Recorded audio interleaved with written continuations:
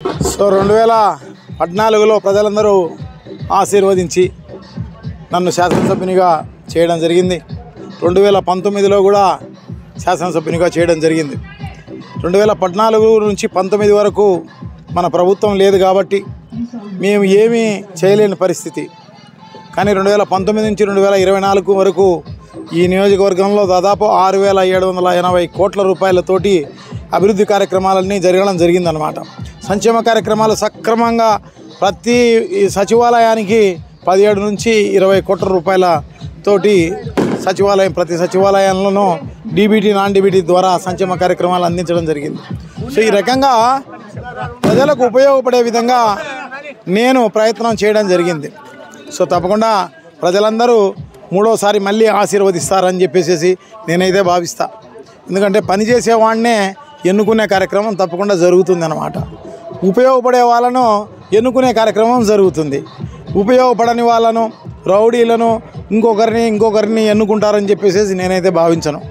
So తప్పకుండా ప్రజలందరూ ఇప్పుడు మేము డోర్ టు డోర్ చేస్తున్నాం. డోర్ టు డోర్లో ప్రజలందరూ కూడా స్వాగతిస్తున్నారు. ప్రజలందరూ కూడా పెద్ద ఎత్తున జగన్మోహన్ రెడ్డి గారికి ఓట్లేస్తాము, వైఎస్ఆర్ కాంగ్రెస్ పార్టీకి ఓట్లేస్తామని చెప్పేసి ప్రజలందరూ కూడా చెప్పే కార్యక్రమం జరుగుతుందన్నమాట. సో తప్పకుండా మూడోసారి మళ్ళీ గెలిచే కార్యక్రమం తప్పకుండా చేస్తాం. ప్రత్యర్థులు అనేవాళ్ళు ఎవరు ఉంటారా అనేది ఎవరైనా ఒకటే, ఎవరో ఒకరు లేకోకుండా ఉండే ప్రశ్నే లేదు. ఏం ఊరికి ఏమీ ఇరు, తప్పకుండా ప్రత్యర్థులు అనేవాళ్ళు ఉంటారు. ఎవరున్నా పర్వాలేదు తప్పకుండా. ఎందుకంటే అటువంటి పరిపాలన జగన్మోహన్ రెడ్డి గారు కూడా ఇవ్వడం జరిగిందనమాట. ఈ రాష్ట్రంలోనే కాదు, భారతదేశంలోనే చెప్పుకోదగ్గ పరిపాలన జగన్మోహన్ రెడ్డి గారే చేయడం జరిగిందనమాట. సో ఈరోజు నెంబర్ 1 ముఖ్యమంత్రిగా కీర్తించడం జరుగుతుందన్నమాట. సో ప్రజలందరికీ కూడా సంక్షేమ ప్రదాతగా ఆయన కీర్తించబడుతున్న పరిస్థితి అన్నమాట. ప్రజలందరూ విశ్వసిస్తున్నారు ఆయన ఒక తమ్ముడిగా, ఒక అన్నగా చూడాలని చెప్పేసి. సో డెఫినెట్గా ప్రజలందరూ కూడా మళ్ళీ ముఖ్యమంత్రిని చేసే కార్యక్రమం తప్పకుండా జరుగుతుంది. ప్రజలందరూ ఈసారి ముఖ్యమంత్రిగా జగన్మోహన్ రెడ్డి గారిని ఎన్నుకుంటే నెక్స్ట్ 40 సంవత్సరాలు ఆయనే ముఖ్యమంత్రిగా ఉండే అవకాశం ఉంటుందన్నమాట. సో ఎందుకంటే ఇప్పుడు దింపుడు గల ఆశయంలో ఈ తెలుగుదేశం పార్టీ వాళ్ళు ఉన్నారన్నమాట. అంటే దింపుడు గల ఆశ అంటే మా ప్రాంతాల్లో చెప్తుంటారన్నమాట, చచ్చిపోయిన వాళ్ళను ఈ పొలిమేరలలో దించి మళ్ళా పిలుస్తారన్నమాట, లేస్తాడేమో అని చెప్పేసి. అది ఎప్పుడో చచ్చిపోయిందన్నమాట. తెలుగుదేశం పార్టీ ఎప్పుడో చనిపోయింది అది. ఎందుకంటే 680 హామీలు ఇచ్చి ఒక్కటి అమలు చేయకోకుంటే ఆయన విశ్వసనీయత ఎంత ఉంటుంది, ప్రజలు ఏమనుకుంటున్నారు అనేది వాళ్ళందరికీ తెలిసిన విషయమే. సో డెఫినెట్గా వాళ్ళందరూ మళ్ళా కూడా బుద్ధి చెప్పే కార్యక్రమం జరుగుతుంది అన్నమాట. పొద్దునూకులు వాళ్ళు చెప్పే మసిపూసి మారేడుకాయ చేసినట్టుగా వాళ్ళు ఏదో కథలు చెప్తే ఆ కథలు నమ్మే పరిస్థితుల్లో ప్రజలు లేరు. వాళ్ళందరూ కూడా నమ్మే విధంగా పరిపాలన సాగించిన జగన్మోహన్ రెడ్డి గారినే ఆశీర్వదించే కార్యక్రమం తప్పకుండా జరుగుతుంది అన్నమాట.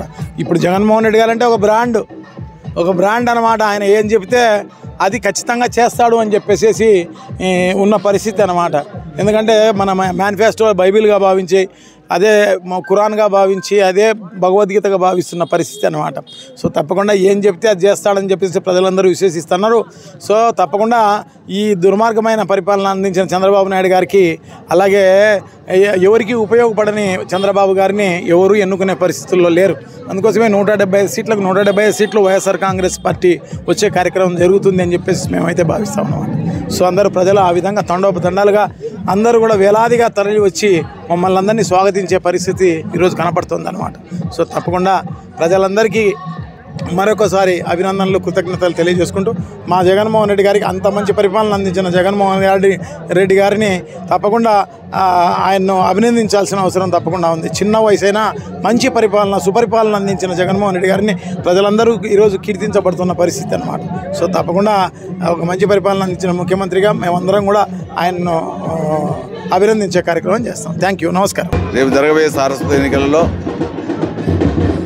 జగన్మోహన్ రెడ్డి ఒకవైపు వైఎస్ఆర్ పార్టీ తరఫున, అటుపక్క కూటమి, ఎన్డీఏ కూటమి అని చెప్పి తెలుగుదేశం పార్టీ మరియు జనసేన పార్టీ, బీజేపీ పార్టీ కలిసి పోటీ పడడం జరుగుతుంది. కానీ జగన్మోహన్ రెడ్డి గారు ఎవరిని కలుపుకోకుండా ఒంటరిగా, ఎందుకంటే ఆయన చేసినటువంటి అభివృద్ధి, ఆయన చేపట్టిన సంక్షేమ కార్యక్రమాలు మీద నమ్మకంతో నేను ఒంటరిగానే వస్తాను, నేను ఎవరితో తోడు రాను, నాకు ఆ ప్రజలపై నాకు నమ్మకం ఉంది. ప్రజలు నన్ను విశ్వసిస్తున్నారు, ప్రజలు నా వైపే ఉంటారని ఒక గట్టి నమ్మకంతో ప్రజలకు వెళ్ళడం జరిగింది. ఆయన అనుకునే విధంగానే ఎక్కడికి పోయినా బస్సు యాత్రలో కానీ సిద్ధం సభల్లో కానీ ప్రజలు తండోపతండాలుగా వచ్చి ఆయన ఆశీర్వదించడం జరుగుతుంది. ఇంతమంది ఏకమైనప్పటికీ కూడా ఆయన యొక్క పరిపాలన విశ్వసిస్తున్నారు. ఎందుకంటే ఇటువంటి సుపరిపాలన అంటే జగన్మోహన్ రెడ్డి గారు చేసినటువంటి సంక్షేమ కార్యక్రమాలు భారతదేశంలో ఉన్నటువంటి 27 రాష్ట్రాల్లో ఏ రాష్ట్రంలో కూడా అమలు చేసినటువంటి పాపాన పోలేదు. 2,75,000 కోట్ల రూపాయలు ప్రజలను నేరుగా వాళ్ళ అకౌంట్లలో వేసి వాళ్ళ యొక్క కుటుంబాలను ఆర్థికంగా ఎదిగేదానికి బాగా తోడ్పాటు అందించినాడు. ఎందుకంటే పిల్లల స్కూల్ దగ్గర నుంచి అమ్మఒడి కార్యక్రమం చేపట్టి వాళ్ళ షూస్ కానుంచి వాళ్ళకు చెప్పులు కానుంచి మరియు డ్రెస్ కానుంచి బట్టలు మరియు బ్యాగు బుక్స్ అన్నీ ఇచ్చి ఈ యొక్క పేద పిల్లలు మంచి ఇంగ్లీష్ మీడియం చదవాలని ఒక ఉద్దేశంతో వాళ్ళకి స్కూళ్ళన్నీ మోడల్ స్కూల్లాగా కార్పొరేట్ స్కూల్లాగా ఉండాలని 10,000 కోట్ల రూపాయలు ఇచ్చించి రాష్ట్రంలో పురాతనమైనటువంటి స్కూళ్ళన్నిటినీ అధునాతనగతి చేసి టెక్నాలజీ ఉపయోగించి ఈరోజు అన్ని స్కూళ్ళల్లో కూడా పేదవాడు కూడా మంచి విద్యను అభ్యసించి పేదవాడి పిల్లలు కూడా మంచి ఉద్యోగాలు సాధించి వాళ్ళ యొక్క కుటుంబాలను ఎంతో ఎదిగేదానికి అవకాశం కల్పించాలనే ఉద్దేశంతోనే ఒక విద్యపైనే 1,000 కోట్ల రూపాయలు ఇచ్చించడం జరిగింది. అంటే పేదల యొక్క జీవితాల గురించి ఆయనకు బాగా తెలుసు కాబట్టి వాళ్ళ జీవితాలను ఆర్థికంగా మెరుగుదల పైకి తీసుకోవాలనే ఒక ఉద్దేశం చేశాడు. అందుకే ఆయన పరిపాలనలో విద్యపైన వైద్యం పైన ఎందుకంటే వైద్యం పైన ఇది ఆరోగ్యశ్రీ వీటిపైన కొన్ని 1,000 కోట్ల రూపాయలు ఖర్చు పెట్టడం జరుగుతుంది. అదేవిధంగా ఈ సంక్షేమ కార్యక్రమాలు కూడా పింఛన్లు కానీ చేదోడు కానీ ఆసరా కానీ ఇన్ని కార్యక్రమాలు ఏ రాష్ట్రంలో కూడా చేపట్టిన సందర్భం లేదు. ఇంత విశ్వసనీయత ముఖ్యమంత్రి కూడా ఎక్కడికి అవినీతి తావు లేకుండా ఇంటి దగ్గరికే బియ్యం రేషన్ 1వ తారీఖు ఇంటి దగ్గరికి వాలంటీర్ వ్యవస్థ ద్వారా ఈ పింఛన్లు ఇవ్వటం. అదేవిధంగా చిన్న సమస్య వచ్చినా కూడా 50 ఏళ్లకు వాలంటీర్ని పెట్టి వాళ్ళ యొక్క సమస్య రేషన్ కావాలన్నా కూడా లేకుంటే ఒక పాస్బుక్ కావాలన్నా ఏదైనా కూడా గ్రామంలోనే సచివాలయంలో ప్రతి భాగానికి ఒక అధిపతి. ఇంత పరిపాలన అనేది ప్రజల ముంగిటకు చేర్చినటువంటి ఘనత కూడా జగన్మోహన్ రెడ్డి గారిది.